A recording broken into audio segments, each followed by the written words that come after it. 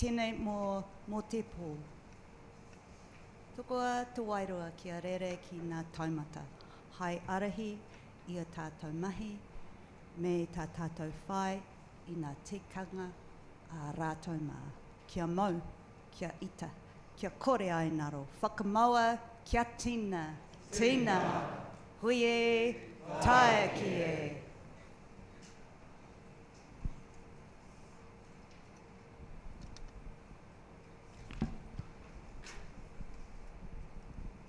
O tēnā koe Katarina, tēnā tātou katoa ki te whare e tūnei, te papa e tākoto nei, nā rangatira hoki, tēnā koutou. He mihi kauana ki te mana whenua o tēnei rohi ki a koutou, me a koutou uri, e muri aki nei, tēnā koutou. Tēnei au te paukoko Māori o tākou whakaihu waka, e mihi atu nei ki a koutou, tēnā koutou, tēnā koutou, tēnā koutou katoa. So I am Jacinta Ruru, Deputy Vice-Chancellor Māori here at the University of Otago. And so on behalf of the senior leadership team, I welcome you all here this evening to this very special event to mark and celebrate the promotion of Professor Diane Ruwhiu to our highest academic position. He mihi nunui ki a koe, e hoa. I acknowledge all our colleagues and visitors here in person and those online who are gathered together to celebrate all Professor Diane Ruwhiu has achieved in her remarkable career to this point. This is such a special occasion for you, Diane, and for your whānau, your iwi, your friends and colleagues. I especially acknowledge your dear family who are here this evening, your mum Margaret, your husband Lyndon, your auntie Rongo, your two sisters Donna and Kylie and their families, and your cousin Paula. And I also acknowledge all those who are joining us online, near and far. This occasion this evening represents years and years of outstanding research, teaching and supervision. And as a Ngāpuhi Management Scholar and the current Dean of the Graduate Research School, Diane has contributed enormously to new knowledge in this country and internationally. So one of the roles of the university is to help positively transform society. Diane, your work on applying kaupapa Māori perspectives across a variety of subject areas within business, management and organisation is exemplary.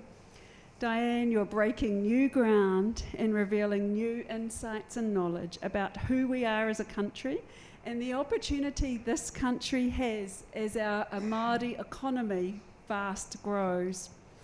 As your colleague, research collaborator and dear friend, it is my greatest delight to stand here with you this evening to mark this substantial occasion in your stellar career.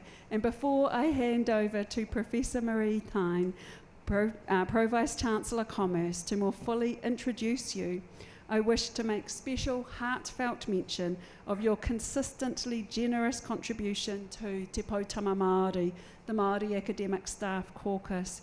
You were a founding member and went on to lead Te Poutama Māori over several years, and I know kaimahi Māori across the university are thrilled with your promotion because of your care and thoughtful leadership and friendship to many. So to everyone this evening, our warm welcome. Tēnā koutou, tēnā koutou, tēnā koutou katoa.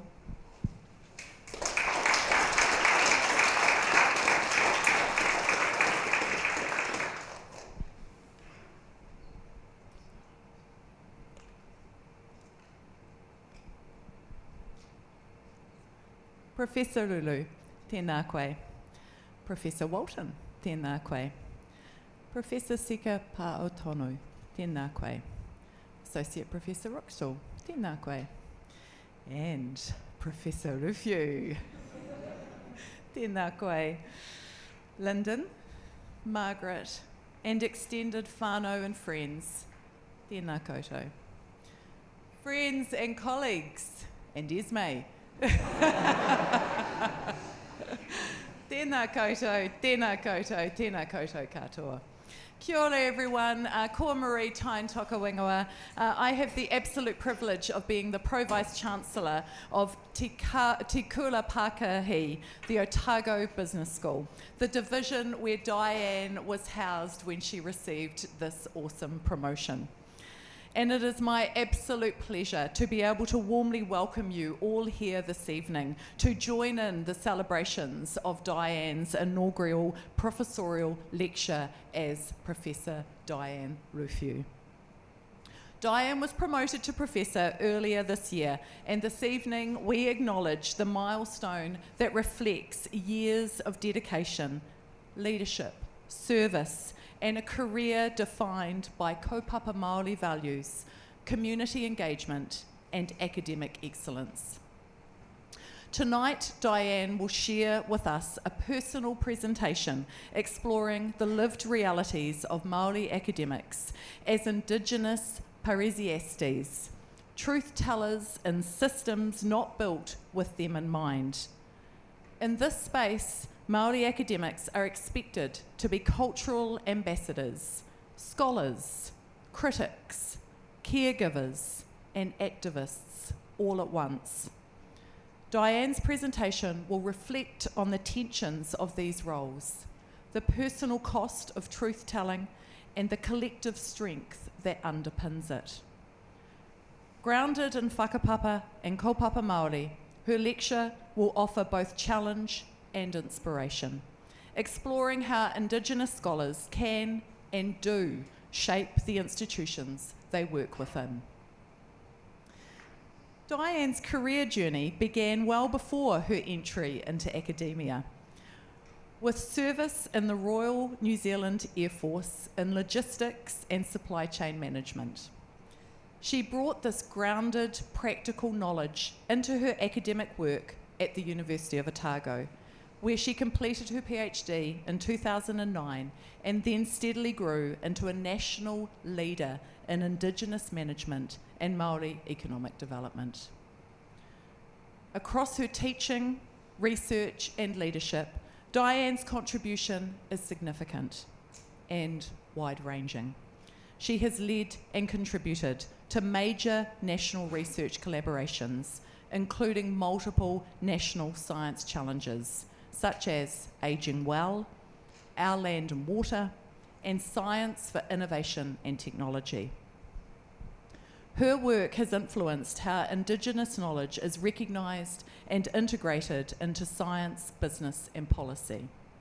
She's played a pivotal role in reframing the Māori economy as a dynamic, value-driven space of innovation and intergenerational well-being. Diane has published extensively across disciplines, and her work is widely cited, respected, and increasingly shaping international discussions around Indigenous development and management. Her co-authored article, The Enduring Legacy of Indigenous Parrhesiastes, was shortlisted for the best paper in higher education research and development, selected from over 100 articles for its significance and scholarly excellence. Diane is also a leading academic voice in curriculum development.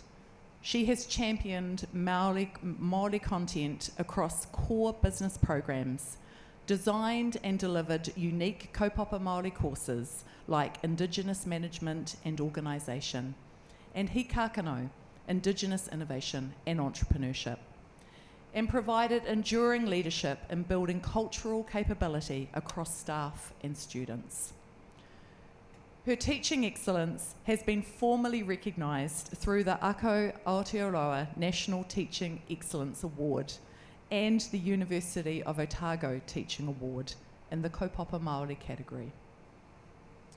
Diane is a sought-after supervisor and mentor, having guided over 30 postgraduate students through research that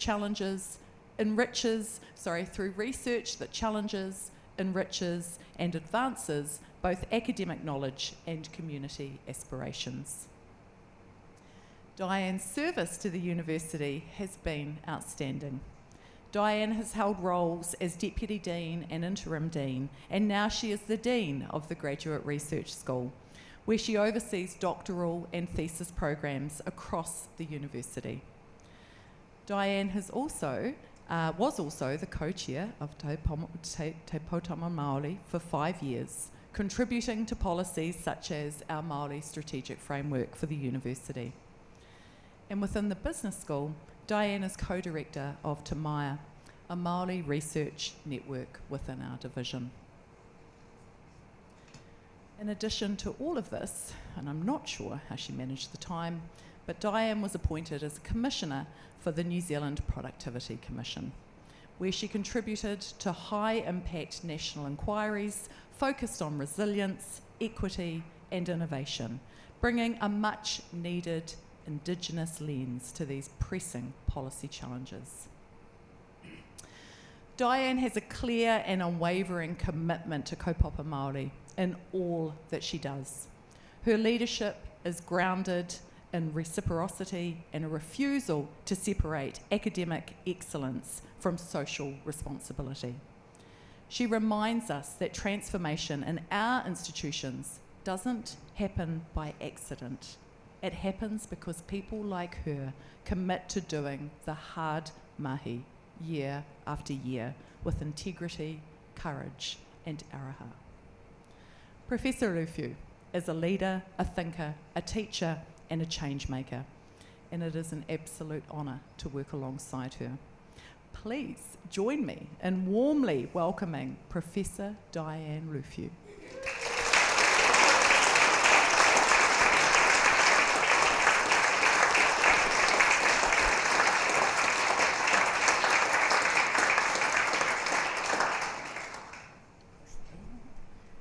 Excuse me while I just adjust myself.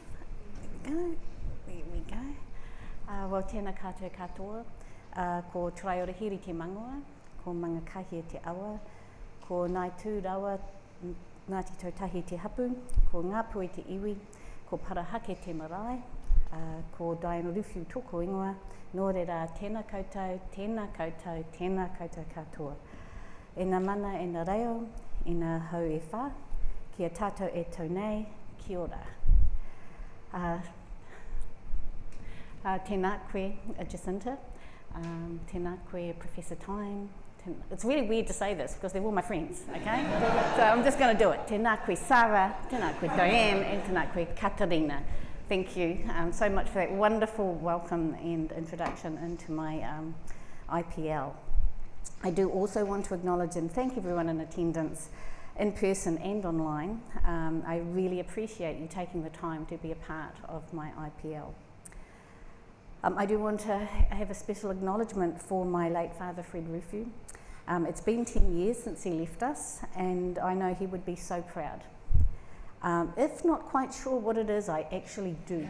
I'm especially grateful to my Auntie Rongo, Dad's sister. Thank you for travelling down here from Tākaka. I know it's very chilly. And my cousin Paula, also coming down from Nelson, Dad's niece to his twin brother, late twin brother, Uncle Mike, for coming down as well.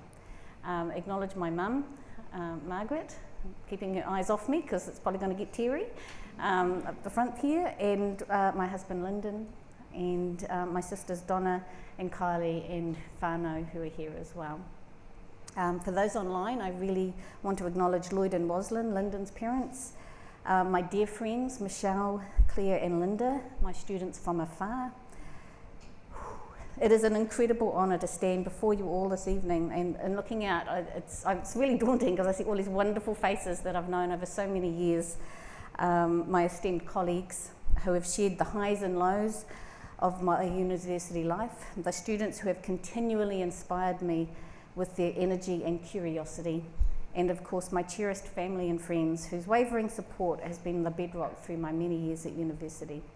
Your presence here celebrating this promotion to Professor, and I don't know when it actually stops, when you stop being thrilled or get a little giggle when you hear that you're Professor Ruwhiu in my name.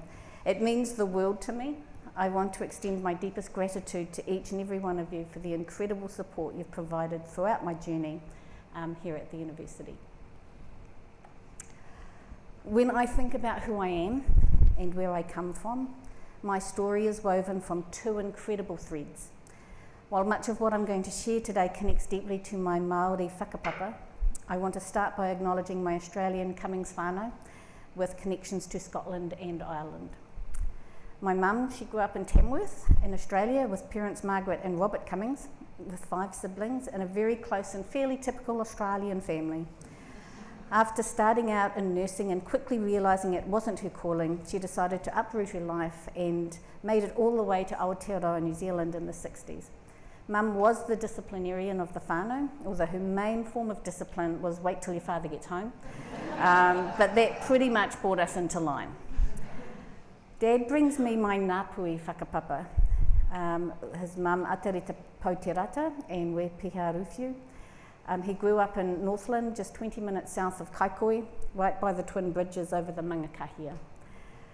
He was one of 4, an older sister Rongo and 2 brothers, one of which was his twin Uncle Mike and Uncle Ted. While Mum was the disciplinarian, Dad was the dad who would threaten to smack us with his lips. He was the father who loved us all so fiercely. At the same time, he thought nothing while gathering kaimawana to throw an octopus at Donna, hoping she would catch it, which she didn't, and then got annoyed when she dropped it and it slithered away. He was the father who made us line up in a river and stomp our feet to scare the eels back when Uncle Mike and he were trying to make them force back into the nets, into their spears. And they got annoyed at us when we ran away too.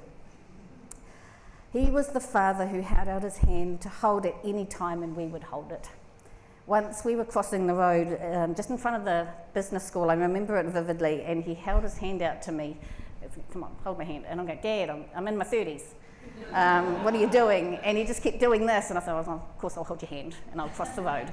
And I would keep doing that any time he would ask me to. Dad had a life that was both incredibly rich but also tough. He'd tell us stories about cooking on an open fire, surviving on what they could grow and catch, how they rode a horse to get to school, how they would warm their bare feet in the cow paddies on the way to school in the wintertime. They would dip their takako into the farmers' milk cans on the way to school. I'm not sure how hygienic that was, but they enjoyed it. And I suspect this led to a lifetime habit of his dipping his buttered bread into his sweet milky tea, which we all found kind of gross at the time. Like many in his generation, Dad was punished for speaking te reo Māori at school. In fact, he was so disaffected by it, school was not his favourite place, which really angers me, because later in life I saw how much Dad loved to learn things. He loved reading about the stars, about geology, and when a dinosaur exhibition came to the museum, he read up about them, about the species that were there, and got me to take him along there. He almost got us kicked out, because he decided to lean over the barrier and touch the bones with the security guard standing right there. So I'm rushing up to him in my normal flat, my God, Dad, what are you doing? And he had this huge smile on his face, and his hand was here. I've touched something that was millions of years old. And I remember that, and to me it was such a symbol of how much he loved to learn stuff and try new stuff. So school was a challenging time for him. Made more so at the time when he and Uncle Mike had to leave when they were 10 years old to work on a farm, to support the whānau. All 3 of us owe Mum and Dad so much. I dedicate this achievement to both of them with my deepest respect and aroha. Most of my school-age memories are of Darfield High School, just out of Christchurch, and then Oamaru, where I attended Waitaki Girls High School. And I do want to take a moment to acknowledge some very dear friends who are online, Linda, Claire and Michelle. You are an incredible group of women who I used to get into all sorts of trouble with in my high school years. I really did. I know it's hard to believe now. I'm such a rule follower. I'm truly grateful to still cross paths with you and for your presence through so many of my life's sorrows and celebrations. I so appreciate you taking the time to share this evening with me. I did okay in school. I wasn't the most academic, but I played a lot of sports. My most outstanding feat from that time is I can still belt out the school song 38 years later. I won't do that now. During my final year of high school, Mum, in her infinite and loving wisdom, realised something crucial. And that is, if I'd followed my friends down to uni or to the Polytech, I would have ended up being a bit of a bum. and she is probably quite correct in that assumption. So she took matters into her own hands and she filled out the initial application to get me an interview to join the Royal New Zealand Air Force. Even made sure I got on the bus to come to Dunedin for an interview, and off I went. I joined R188, the era of Bad to the Bone by George Thorogood and the Destroyers, Top Gun, Highlander, acid wash jeans, neon colours, big shoulder pads and even bigger hair. I had a great time in the RNZAF from 1988 to 1995, working in logistics, mostly at Wigram and Christchurch and Woodburn and Blenheim. I completed a business certificate as well as specific logistics trade training. I did play a lot of sport. I played a lot of volleyball and netball and basketball. I made enduring friendships and connections, and I would see if anyone recognises the fella in the top left-hand photo there, which is Stephen Hall, who is our purchasing manager here at the university, and we were in the Air Force together on the same course. Another claim to fame in the Air Force is I achieved a one-off marksman rating during my recruit weapon training.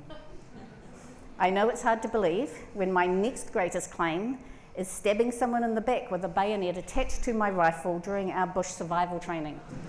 I had fallen down a muddy walkway and into the person in front of me, and it wasn't unfatal. Thankfully, he was well wrapped up because it was the middle of winter, but I suggest that my rating was either a pure fluke or the person next to me, who was even a worse shot, actually was hitting my target.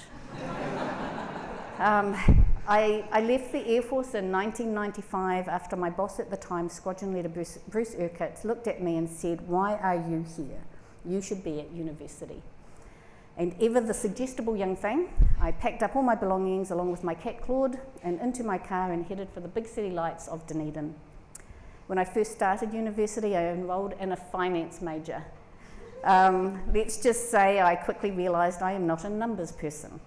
I soon found my niche in the management department, particularly studying operations management, as it was a natural extension of the logistics experience I'd gained in the RNZAF.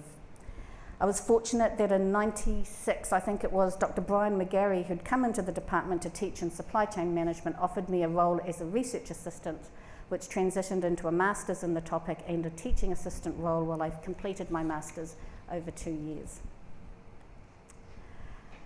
I do want to pause and acknowledge Sarah Walton, who started her master's at the same time as me and is now our head of department.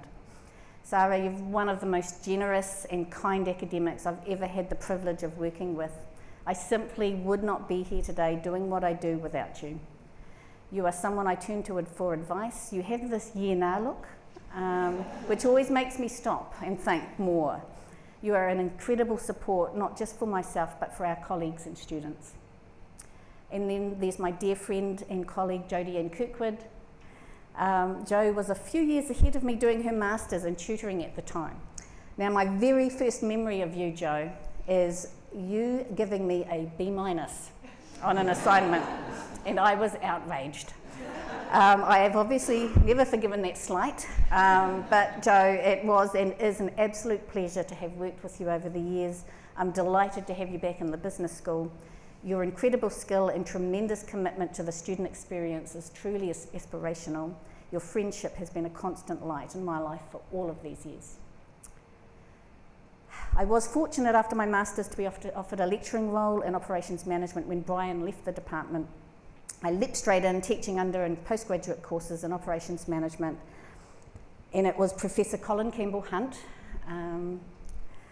who on arrival in the department in around 2001 or 2, I'm not sure, while I was still mucking around trying to figure out what I wanted to do, he came into my office one day, plopped on a chair and asked me why I wasn't doing a PhD.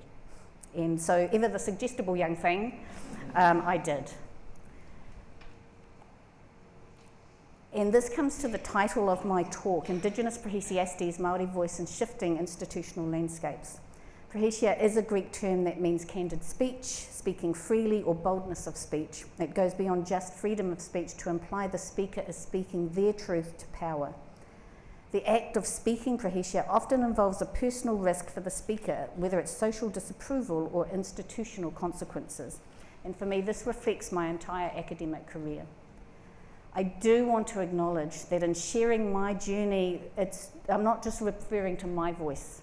but the collective of voices of the communities of people who have been a part of an incredible shift of thinking and being that is now o tākou whakaihu waka. I want to celebrate the unique contribution of Māori voice as a driver of the changes we are celebrating today, but also include Pacific and our other communities connected to the university. I just couldn't fit it into the title to include everybody. As I mentioned earlier, like many in his generation, Dad was punished for speaking te reo Māori at school. Being Māori was a part of him and us, but he was so focused on giving us a good life, working hard, that he was only able to impart a few gems of te reo and tikanga. For Dad, there was always a caveat in what we did, born from his own tough experience. Don't do that Māori stuff. You need to succeed in this Pākehā world. That was a hard truth of those times. Many of the places we lived in, small towns in the South Island, we were often one of very few Māori whānau. There were no te reo Māori classes. Dad saw no other choice. The world he grew up in and the world he was raising a family in simply wasn't welcoming of things Māori. So when I started at Otago, first as a student and then as a lecturer, I didn't know much about my Māori heritage, my language or culture. My very presence was a challenge to the established order, and there were countless moments of profound self-doubt. And the system, the landscape in which I was standing was a constant reminder. From the moment I stepped into academia, being a brown woman meant constantly pushing against a tide of preconceived notions and expectations. I realised early on I didn't fit the traditional mould of what a good academic was supposed to be or even look like. I felt like a fraud. I remember vividly being told that my Māori-focused research was interesting, but it's never going to get you anywhere. Look at me now.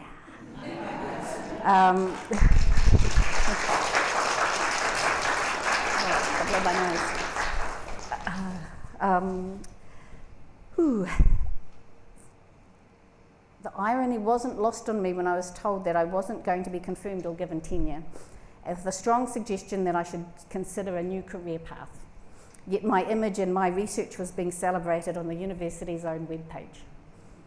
And when the Ngāi Tahu research consultation came into effect, I became the Māori in the hallway, the one people could complain to, the one expected to carry the burden of Māori forcing something on my colleagues.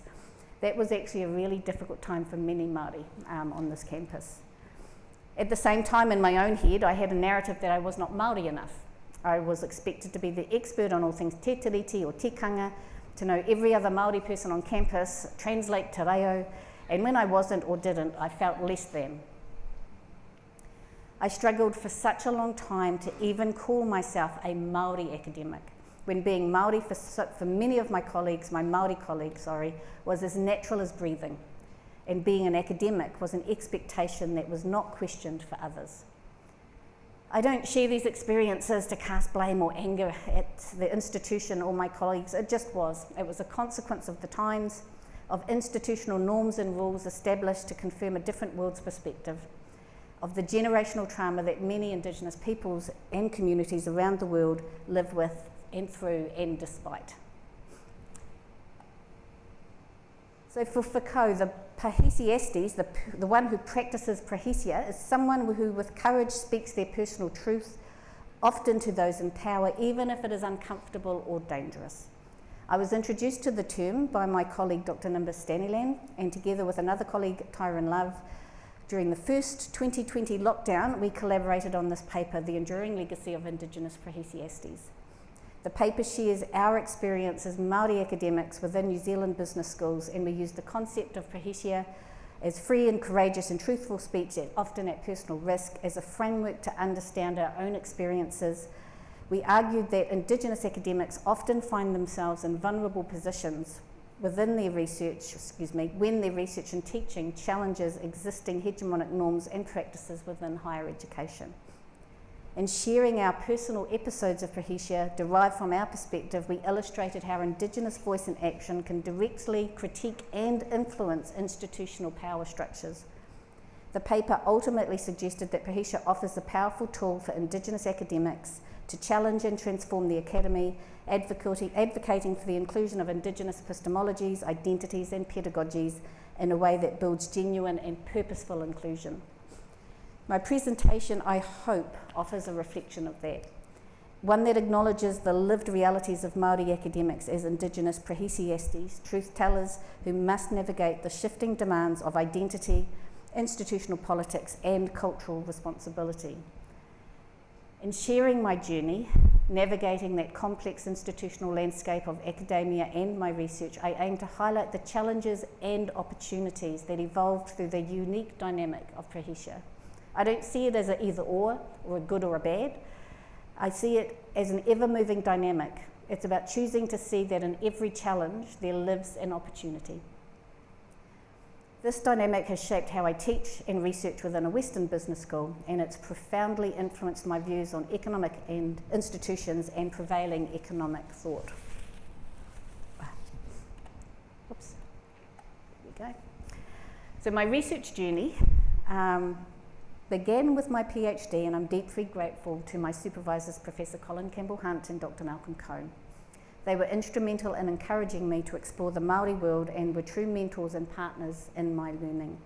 I actually started on a topic related to something along the lines of, I think it was organisational culture and social capital, which is what they signed up for.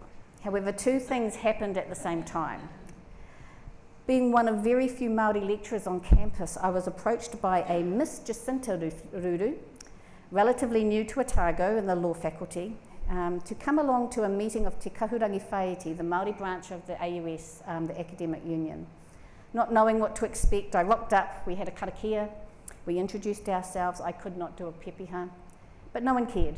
It was a welcoming space, and over time it was the genesis of the merger of my identities, which was both a revelation and a source of discomfort. It was the first time I connected my Māori self, as unsure of this as I was, into the workplace. I can only offer my deepest thanks to Jacinta, who has been a continuous source of friendship, support, and inspiration to me for the last 25 years. And I'm truly grateful, as I feel that this was the first sparks of finding my Māori voice. You feature in so many of my stories I share tonight, but I'm acknowledging you here for your aroha and friendship over this time. Around the same time, I got a call one morning from a soft-spoken gentleman who was newly appointed with his own doctorate at the Auckland Business School. He rang to introduce himself to me as one of the very few business school Māori academics in the country. I think at the time there was probably maybe 3 of us, maybe 4. That was my introduction to the late Professor Mānuka Henare, who over time became my mentor and guide throughout my research. He was kind and a generous soul who has left an enduring legacy that has empowered Māori through scholarship, that affirmed and advanced Māori knowledge, practices, and self-determination. These experiences had a profound impact on me and my interests. I started to think differently about what I was reading for my PhD.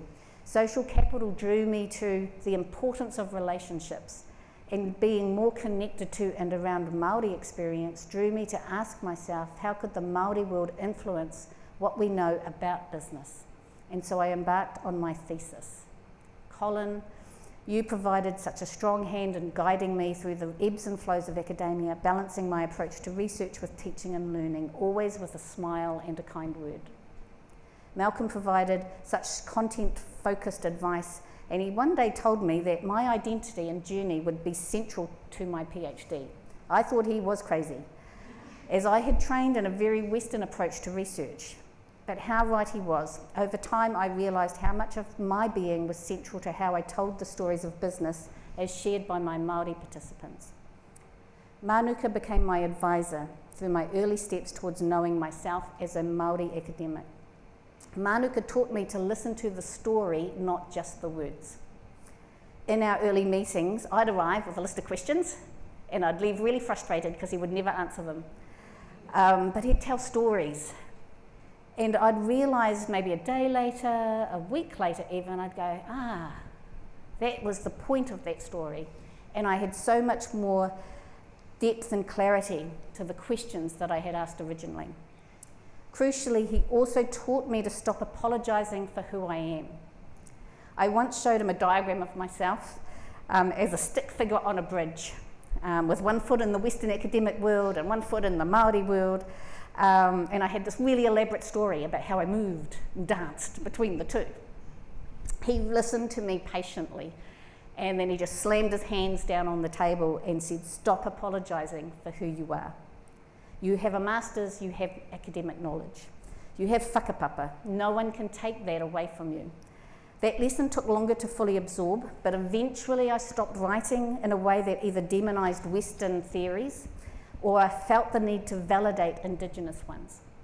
The Māori way of looking at methodology or business practice simply is. I don't need to validate or prove its value simply exists. In this process of unlearning and learning to be comfortable in my skin as a Māori academic, the process of parrhesia comes to the fore. For me, this truth-telling began confronting deeply ingrained beliefs. I had to overcome the notion that there was no such thing as a Māori business, or at least not a real business. That was just a fleeting thought. It wasn't just a fleeting thought, it was a pervasive undercurrent in the academic discourse and wider society. I found myself constantly battling narratives, sometimes subtle, sometimes overt, that sought to diminish or invalidate Indigenous forms of enterprise. The implication was clear. If a business was truly successful or real, it couldn't possibly be defined by its Māoriness. It suggested that a Māori business was somehow less legitimate, less rigorous, or simply not academic enough for serious study. These constant reminders and niggles, sometimes from others, sometimes from myself, about what I was doing, what I was reaching, wasn't quite up to scratch in the conventional academic world. And it was a subtle but persistent pressure. The journey of embracing parrhesia has been about challenging those niggles, both within myself and in the spaces I inhabit. It's about asserting that Māori businesses are not just real, but are vibrant, innovative, and deeply rooted in our unique culture and values and aspirations. It's about demonstrating that scholarship centred on Māori frameworks and experiences is not only academic enough, but profoundly enriching and necessary for a holistic understanding of our economy and our society. So my PhD thesis was a call to recognise and leverage the distinct ways in which Māori values, knowledge and relationships contribute to business success, pushing for a more culturally informed and effective approach to organisational analysis and management. I did realise how pivotal my own journey of learning was to my research. The idea of objectivity in Western research, which means never putting oneself in the research process to avoid bias, came in conflict with kaupapa Māori research that challenges that logic by asserting the researcher's identity, experiences and relationship are not only valid but essential to the research process. I'm grateful at this time to Ngā Pai o Te Maramatanga, the Māori Centre of Research Excellence, for their doctoral stipend that allowed me to spend several months in Auckland with Mānuka, providing a vital opportunity to engage with kaupapa Māori and understand more so what it meant to me personally, rather than as an academic ideology. A core finding was that kaupapa Māori expressed through business practice offers tangible utility for improved firm performance. My PhD was foundational for everything I've done since. The insights gained continue to resonate, proving relevant for comprehending Māori economic models, forms of organisation and their unique economic activities. Kaupapa Māori research methodology offers significant contributions to organisational analysis by providing a culturally grounded and transformative lens that moves beyond conventional Western-centric approaches. By offering an alternative Indigenous paradigm, kaupapa Māori makes us think about not just what is researched, but how it is researched and why we are researching it and who we are researching it for. Always with that overarching goal of upholding Māori mana and contributing to Māori self-determination and flourishing of our identity, language and ways of being. For this paper, I worked with a Māori research team on a wonderful project that evolved out of kōrero between the business school represented by our lovely Associate Dean Māori at the time, Janine Kappa, Corey Bragg, our kaiawhina Māori, and myself working with Kati Hurapa Runaka ki Puketaraki. This project served as a case study to demonstrate how building trusting relationships between researchers and Indigenous communities can enhance the sustainability science agenda. We came up with 3 interdependent principles that were framed in a kaupapa Māori perspective, but one in particular has struck me as really important, which is kotahitanga, the focus on collective action and commitment to build research capability within the Māori community and contribute to the next generation of Māori researchers. We certainly achieved this outcome. For this project, or the 2 projects over 2 years that formed the basis of this paper, we first employed a research assistant, Hitoa Arahanga Doyle, now Dr. Arahanga Doyle in the psychology department, on a student summer scholarship. The next year we worked with the marae again with Roma Donaldson-Gush, soon to be Dr. Donaldson-Gush in Te Tumu. This work contributed to a tourism venture created by the hapu. We were faced with a bit of a challenge, however, which almost stopped us from publishing this work. At the time, we'd actually sought permission from the Runaka to write the paper, and they reviewed the paper before it went to the journal for publication. At the critical stage of authorship acknowledgement, we had a bit of a barrier. We insisted on the full title of Katihurapa Runaka ki Puketeraki as authors. Despite my detailed explanations of their identity and rationale, we initially received abbreviated versions such as K Puketeraki, or requests that couldn't we just pick one person. After persistent back and forth, the editors finally understood that Katihurapa Runaka ki Puketeraki signifies a vibrant living community deserving of full recognition for their contribution to this research. So that was a win. Another theme stemming from my PhD is the Māori economy.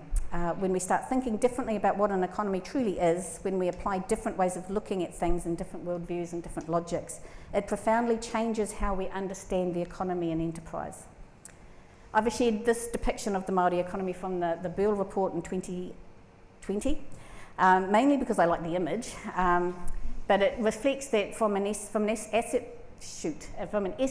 asset base of 36.9 billion in 2010, this grew to 126 billion, representing a significant contribution to the New Zealand economy overall.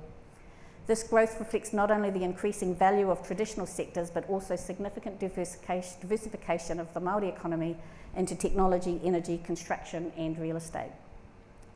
This means economic activity is not solely about financial gain, but about enhancing the collective well-being of whānau, hapu and iwi, nurturing the environment and ensuring intergenerational equity, often viewing financial capital as just one component of overall well-being, alongside social, cultural and environmental capitals.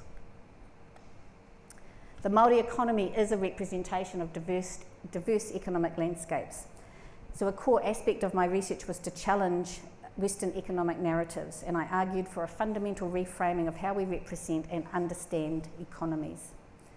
I embraced the diverse economies framework, which is a powerful lens which allowed me to counter that dominant Western view. The diverse economies framework, developed by Julie Graham and Catherine Gisborne, is best understood as an iceberg model that challenges that dominant view. The core idea is that we typically see and recognise the economy as those things at the very top: wage labour, commodity markets, capitalist enterprises. But beneath the surface, there lies a vast and diverse array of economic activities and relationships that are often overlooked and devalued, or simply not even considered economic by mainstream definitions. The purpose of this framework is to make those different forms of activity visible. The Māori economy strongly resonates with and exemplifies the Gibson-Graham diverse economies framework and is a powerful lens to understand the complex and multidimensional nature of Māori economic activity, particularly Māori businesses. The framework empowers Māori organisations and communities to define their own success, identify their own challenges and lead their own development pathways. The framework enabled us to empower the diverse socio and economic activities that are happening below the surface for our Māori economy: gift exchange, reciprocal labour, whanangatanga-driven support, communal land ownership and resource management, kaitiakitanga, focus on intergenerational well-being where investments and decisions are made with future generations in mind, transcending short-term profit motives. The Māori economy and forms of enterprise illustrate how cultural values and social structures and unique philosophical approaches shape and define economic activity beyond the confines of capitalist definitions. This piece of research was my first foray into a collaboration research team, and we produced a multidisciplinary book that explored the complex historical and temporary relationship between Māori and the mining industry in New Zealand. It provided a crucial Māori-centric lens on a historically contentious industry aiming to empower communities with knowledge to navigate future decisions related to resource extraction in their traditional rohi. I did want to take this moment to acknowledge Katarina. She was instrumental in pulling us all together and kept us going on this Māori and mining book. But her contributions go far beyond that. Over the years, she has been a guiding light for me and many other researchers in the business school. She's truly a researcher who includes others and brings people along with her, including tapping me on the shoulder to be a part of the Science for Technology and Innovation Challenge. I am deeply grateful to have her on my side, especially given her unwavering focus on supporting Māori success, both in the business school but in research more broadly. I do want to acknowledge Katarina again once more for your invaluable contribution to the Te Maia, our Māori and Indigenous Economy and Enterprise Network. It is a small but mighty team. I still recall a really emotional moment when we'd secured our own space within the business school and we were speaking to our team and the people interested in being a part of it. It brought tears to my eyes, and those that know me that when I start, I keep going. And it was very teary and snotty, that's all I can say. Witnessing the transformation from a place where I felt I didn't belong to one where we now have a dedicated space to call our own is a true testament to the school's commitment and to the whānau who consistently keep our home fires burning. It means a lot to me that you acknowledge my Ako Aotearoa Teaching Award in the Kaupapa Māori category. I'm really proud of this achievement as it truly reflects a collective effort at the heart of the individual's success. It was never just about me, and I acknowledge many colleagues and students who have been and continue to be a vital part of this journey. Introducing Māori-led curriculum into the business program presents several different distinct challenges. There's that inherent tension between the holistic, relational and intergenerational values of the Māori economy and the individualistic, profit-driven paradigms traditionally dominating Western business education. There's that practical challenge of the lack of expertise and confidence amongst existing faculty who may not have a deep understanding of Te Ao Māori, Te Reo Māori, Tikanga Māori. And finally, overcoming some of those systemic biases and little niggles within the institution itself can be difficult. Just like in my work with students, I came to believe this is not just about my singular contribution or even battle. It's about the work we do together in creating outcomes that are relevant to our course objectives, to our student cohort, and fundamentally to enhancing the cultural competency of my colleagues.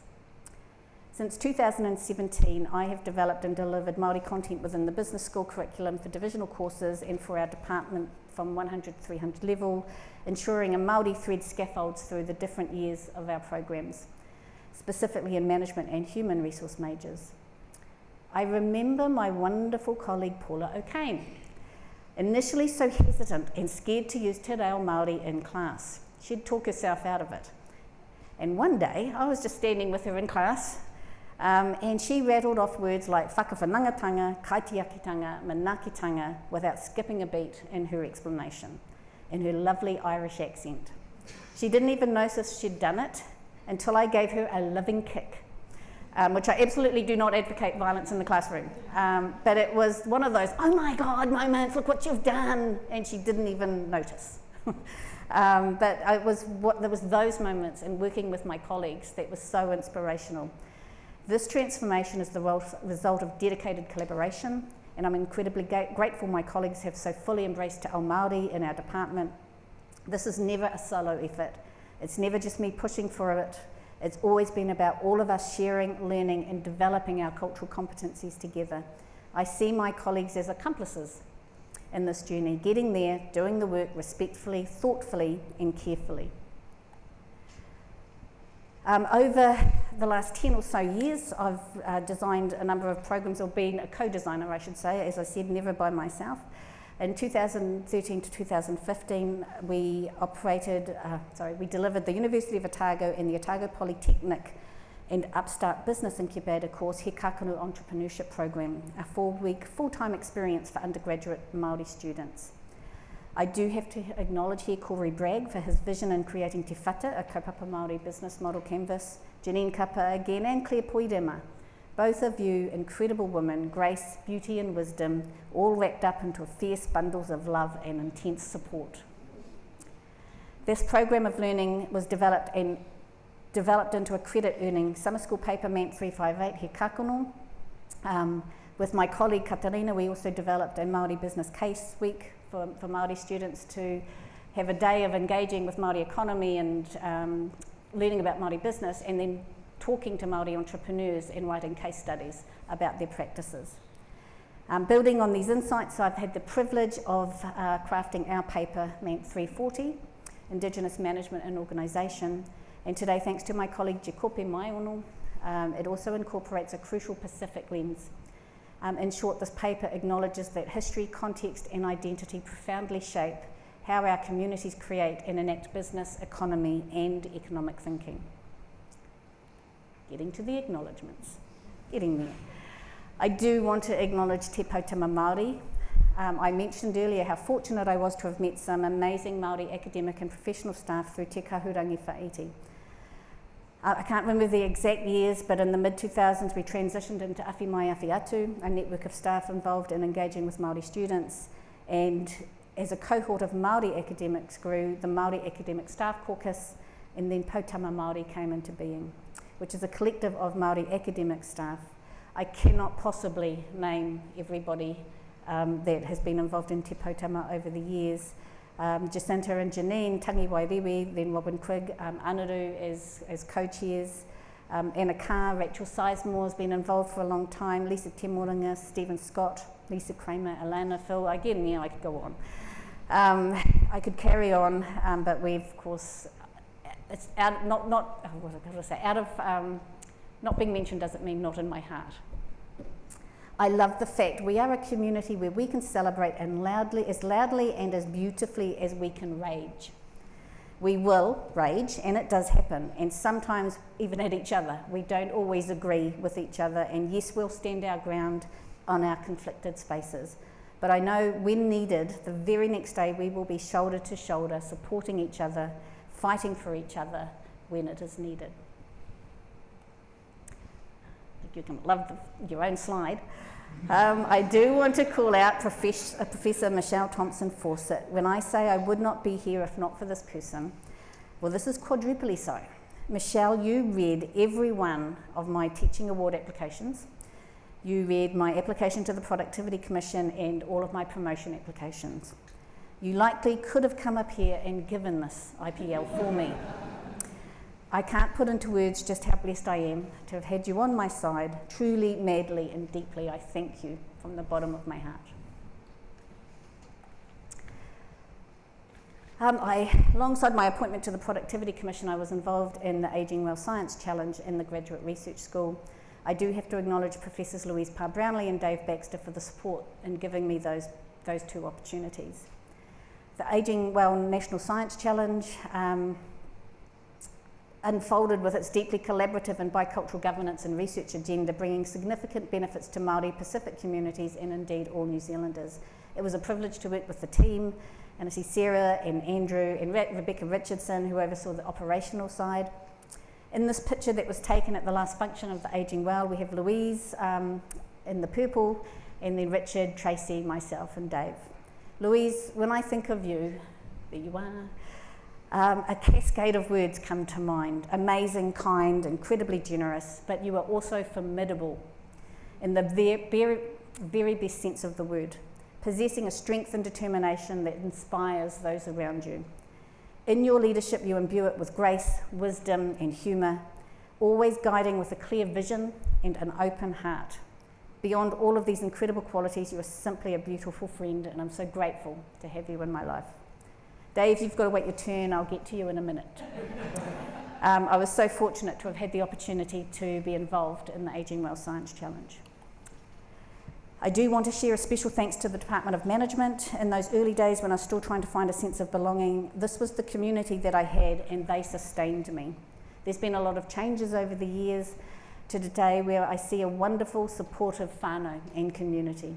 A large part of that is due to the strong and inclusive leadership provided by Fiona Edgar and to Sarah, but as I acknowledged before, the support, encouragement and commitment to me and to each other is truly representative of an exceptional community of people. Of course, the Graduate Research School, where I work today, I have an incredible team who support the procedural side of our PhDs and Research Masters, as well as an amazing graduate researcher and supervisor development program. I work with an incredibly committed and passionate team of people. I genuinely enjoy coming to work every day to support your work. I pretty much get out of the way to let you do your thing because you're really, really good at your jobs. I do want to acknowledge Bronwyn Stevens. You are a formidable person in the best of ways again. You are so good at what you do, you have so much knowledge about this institution's processes, you care so much about what you're doing and you want to do a good job for the candidates and faculty. I regard you with the highest of esteem and am proud I've had this opportunity to get to know you better. Rachel, it's been such a joy to work with you. You have so much knowledge about the graduate research space and you share it so generously. And Emeritus Professor Richard Blakey, who actually agreed to and supported my role as the Deputy Dean and then appointed me into the Dean role. I'm grateful for his care and support that he provided as I dipped my toes into the higher echelons of the university leadership. Now's your chance to shine, Dave. I was so lucky to have had an apprenticeship in the Deputy Dean role with Dave at the helm. Though I've only known you for a relatively short time, at 2.5 years, it honestly feels like much longer. And again, that is in a good way. From the moment we met, you've been a constant source of wisdom and generosity. Your support, your advice, your genuine care, your araha have taught me so much. I'm incredibly grateful for everything that you've shared. At the start of my story tonight, I did touch on some of the challenges I've faced, but by framing those experiences within the dynamic of parrhesia, I've also wanted to celebrate the incredible opportunities and successes of my journey. And let me be clear, in my story, the voice I refer to is not just mine, but represents that collective of voices who have journeyed with me and have shaped where I am and where we are today. I acknowledged a lot of people today, and I could not possibly have named everyone, but I'm so proud of having had the joy and pleasure of working alongside so many incredible, passionate and kind and generous, wise and some of you wacky people. It has been a true privilege. Tonight I hope I've conveyed how immensely proud I am to be a member of the Otago Whakehihu Waka whānau. I love that I belong to an institution that actively and loudly proclaims itself to be on a Te Tiriti o Waitangi journey. I love that so many of my non-Māori colleagues are deeply invested in this journey. They embrace what it truly means, discuss how it will enrich their teaching and their research and their very sense of identity within the university. It is not just a statement, it is a commitment. I know at Otago Whakehihu Waka it's not perfect. We are still on a journey, but I take heart that it actually feels like we are on a journey together. This is precisely why I draw on the concept of parrhesia and my role as an Indigenous parrhesiastes.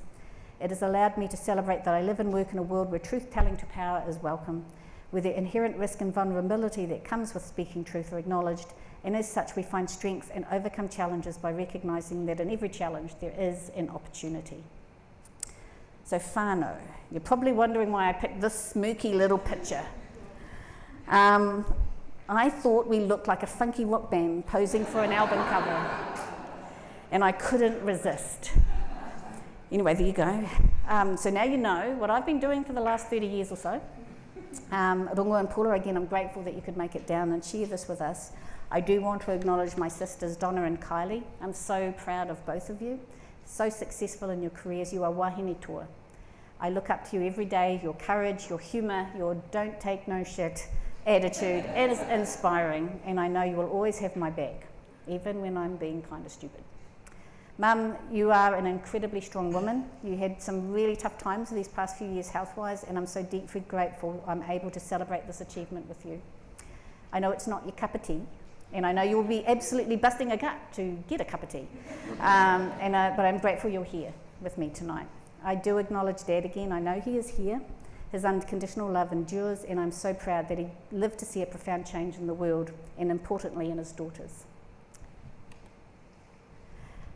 To Lyndon, Thank you for putting up with me and taking my laptop on holiday, and I am keeping my promise not to take it when we head off in a week's time. Thank you for putting up with me on the nights I get home, say hi and go back to work.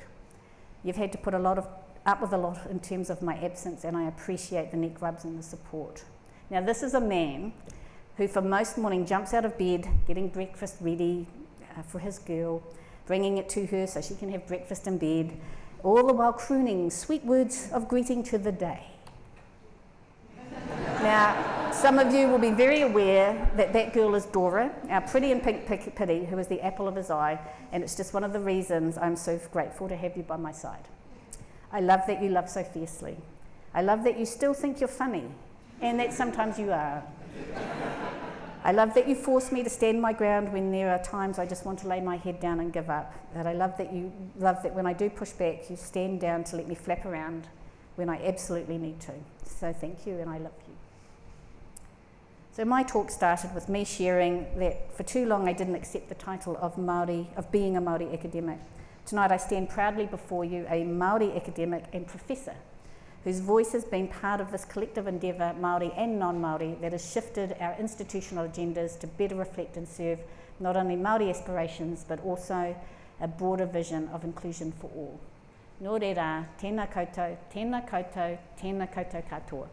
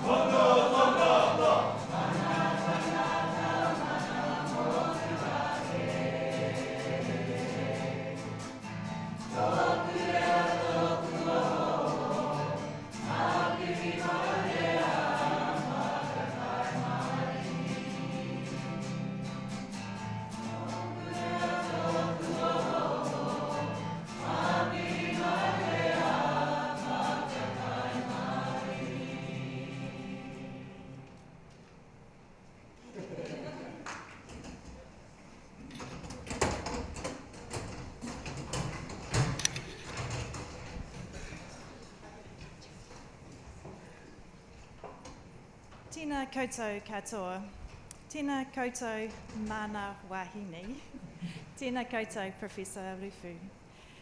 Tēnā koutou to husband Lyndon, mum Margaret, Auntie Rongo, the namesake, cousin Paula, sisters Donna and Kylie, Reuben, hopefully you're watching but maybe not, and Stacey, and all your friends and whānau online. Tēnā koutou katoa.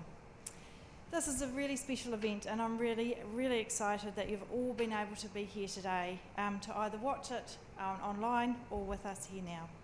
Ko Sara Taku Ingoa, on behalf of the University, the Business School and the Department of Management, I would like to extend our warmest thanks to Professor Ruwhiu for her inspiring, powerful inaugural professorial lecture.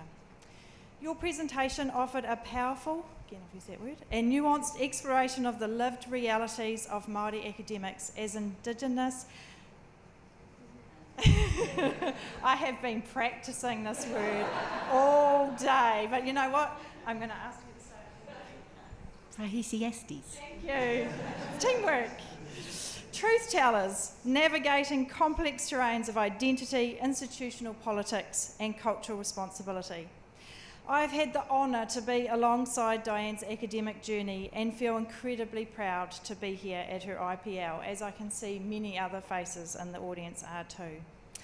As Diane said, her and I started as teaching assistants back in the Department of Management in 1988. After completing successful MCOM theses, we both were offered lecturer positions along with Dr. Jodie Ann Kirkwood. I know it's here, but yeah. There you are. These were fixed term, year on year in the department. We were told that we were lucky to have these roles. When we were asked for anything or stood up for anything in the department or people in the department, we were labelled difficult young women, which of course stuck as a way to describe us for some time. Today we'd probably be happy with that term, but at the time, not so. And I say this because you've heard of Diane's journey as well, not for sympathy or not to moan, but to illustrate the distance we have come from those days that wasn't too long ago.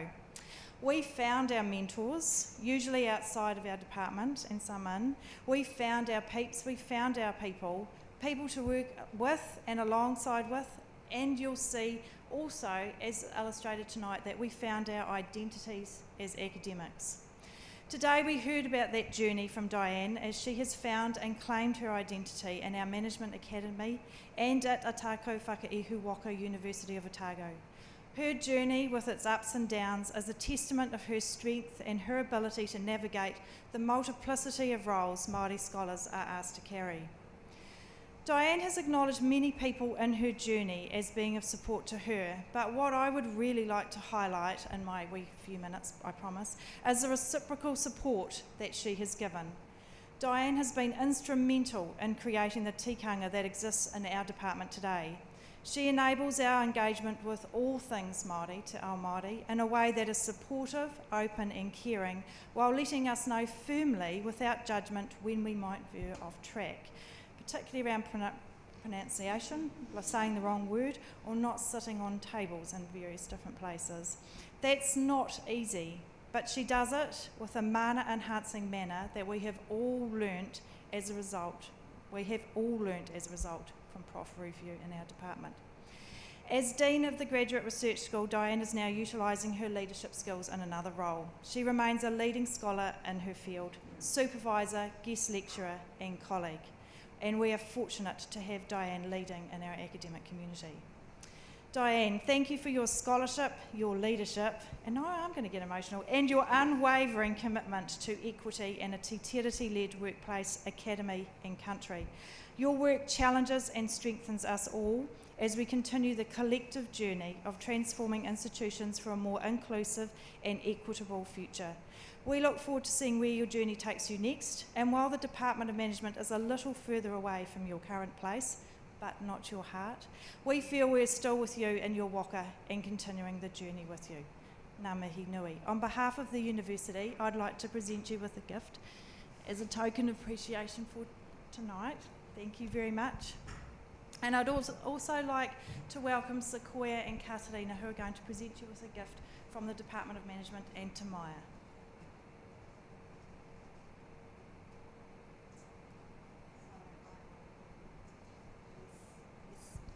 I want to bless this.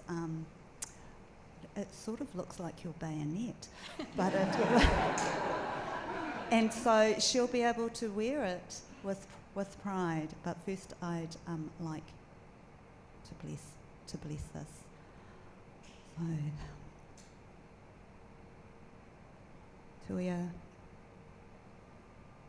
ki runga, tuia ki raro, tuia ki waho, tuia ki roto, tuia te mana me te mauri o tēnei taonga, kia whakakaha ai I tēnei wahine toa, I tēnei marae kura.